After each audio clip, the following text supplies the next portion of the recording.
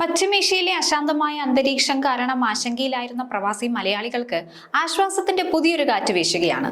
പ്രതിസന്ധികൾക്ക് താൽക്കാലിക വിരാമമിട്ട് air India express തങ്ങളുടെ മിഡിൽ ഈസ്റ്റ് സർവീസുകൾ പൂർണ്ണ തോതിൽ പുനഃസ്ഥാപിച്ചിരിക്കുന്നു. സ്കൂളുകൾ വേനൽ അവധിക്കായി പൂട്ടുന്ന ഈ വേളയിൽ കുടുംബത്തോടൊപ്പം നാട്ടിലേക്ക് വരാൻ ആഗ്രഹിക്കുന്ന പ്രവാസികൾക്ക് ഈ തീരുമാനം ഇരട്ടി മധുരമാണ് നൽകുന്നത്. ടിക്കറ്റ് കിട്ടാതെ വലയുന്ന മുൻ വർഷങ്ങളിലെ പതിവ് കാഴ്ചകളിൽ നിന്ന് വ്യത്യസ്തമായി ഇത്തവണ ആവശ്യത്തിന് സീറ്റുകൾ ലഭ്യമാണെന്നുള്ളത് യാത്രക്കാർക്ക് വലിയ ആശ്വാസം നൽകുന്നതാണ്. വ്യോമഗതാഗതം സാധാരണ നിലയിലായതോടുകൂടി ഗൾഫ് മേഖലയും ജന്മനാടും തമ്മിലുള്ള ദൂരം വീണ്ടും കുറയുകയാണ്. മേഖലയിലെ സംഘർഷം മൂലം നിർത്തിവെച്ചിരുന്ന പശ്ചിമേഷ്യയിലെ എല്ലാ സർവീസുകളും പുനരാരംഭിച്ചിരിക്കുകയാണ് എയർ ഇന്ത്യ എക്സ്പ്രസ്. UAE ഉൾപ്പെടെ ഗൾഫ് രാജ്യങ്ങളിലെ വിമാന സർവീസുകൾ പുനരാരംഭിച്ചത് മധ്യവേനൽ അവധിക്ക് നാട്ടിലേക്ക് പോകുന്നവർക്ക് ഗുണകരമാകുന്നുണ്ട്. UAEയിലെ സ്കൂളുകൾ ഇന്നടയ്ക്കും. അവധിക്കാലത്ത് മുൻകാലങ്ങളിൽ മാസങ്ങൾക്ക് മുമ്പ് തന്നെ ബുക്കിംഗ് തീർന്നിരുന്നുവെങ്കിൽ ഇത്തവണ സ്ഥിതി വ്യത്യസ്തമാണ്. ഇപ്രാവശ്യം വിമാന ടിക്കറ്റുകൾ ലഭ്യമാണ്. സലാല, കുവൈറ്റ് എന്നിവിടങ്ങളിലേക്കുള്ള വിമാന സർവീസുകൾ ഇന്നലെ മുതൽ ആരംഭിച്ചതോടെ പശ്ചിമേഷ്യയിലേക്കുള്ള സർവീസുകൾ സാധാരണ നിലയിലായതായി കമ്പനി അറിയിച്ചിട്ടുണ്ട്. UAEയിൽ നിന്നുള്ള സർവീസുകൾ കഴിഞ്ഞ മാസം തന്നെ പുനരാരംഭിച്ചിരുന്നു. UAE, Bahrain, Kuwait, Oman, Qatar, Saudi Arabia എന്നീ രാജ്യങ്ങളിലെ 13 സെക്ടറുകളിലേക്ക് ഇപ്പോൾ എയർ ഇന്ത്യ എക്സ്പ്രസ് സർവീസ് നടത്തുന്നുണ്ട്.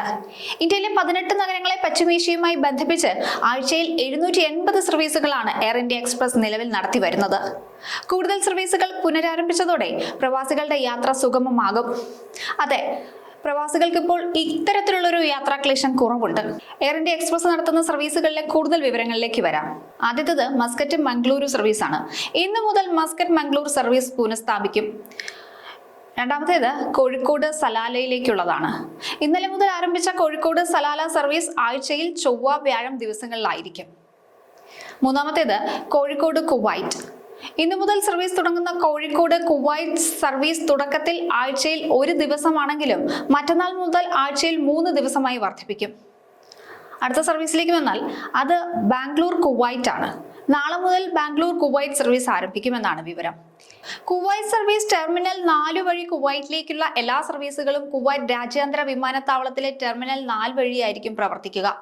ഇന്ത്യയിലെ പ്രമുഖ നഗരങ്ങളെയും ഗൾഫ് രാജ്യങ്ങളെയും പരസ്പരം ബന്ധിപ്പിച്ചുകൊണ്ട് വൻതോതിലുള്ള സർവീസുകളാണ് കമ്പനി ഇപ്പോൾ ക്രമീകരിച്ചിരിക്കുന്നത്. ദീർഘനാളത്തെ ഇടവേളയ്ക്ക് ശേഷം സ്വപ്നങ്ങളിലേക്ക് പറക്കാൻ കാത്തിരിക്കുന്ന സാധാരണക്കാരായ യാത്രികർക്ക് ഈ വിപുലമായ ശൃംഖല വലിയ രീതിയിൽ തുണയാകും. വ്യത്യസ്ത ഗൾഫ് രാജ്യങ്ങളിൽ നിന്നുള്ള സർവീസുകൾ പുനഃക്രമീകരിച്ചുകൊണ്ട് യാത്രക്കാരുടെ സൗകര്യം പരമാവധി ഉറപ്പാക്കാനാണ് എയർലൈൻ ശ്രമിക്കുന്നത്.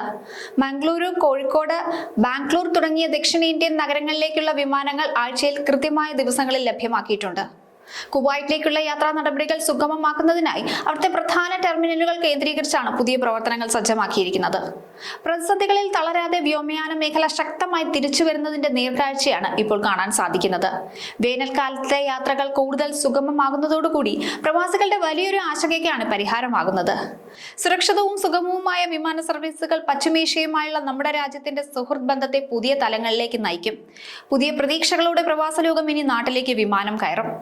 ഈ പുനരാരംഭം വെറും വിമാന സർവീസുകൾ എന്നതിലുപരി ഇന്ത്യയും പശ്ചിമേഷ്യൻ രാജ്യങ്ങളും തമ്മിലുള്ള സാംസ്കാരിക, സാമ്പത്തിക ബന്ധങ്ങളെ കൂടുതൽ ഊഷ്മളമാക്കാൻ സഹായിക്കുന്നത് കൂടിയാണ്. യാത്രാക്ലേശം പരിഹരിക്കപ്പെടുന്നതോടെ ബിസിനസ് ആവശ്യങ്ങൾക്കായി യാത്ര ചെയ്യുന്നവർക്കും ഒപ്പം പ്രവാസി കൂട്ടായ്മയ്ക്കും ഇത് വലിയ രീതിയിൽ ഊർജം പകരും.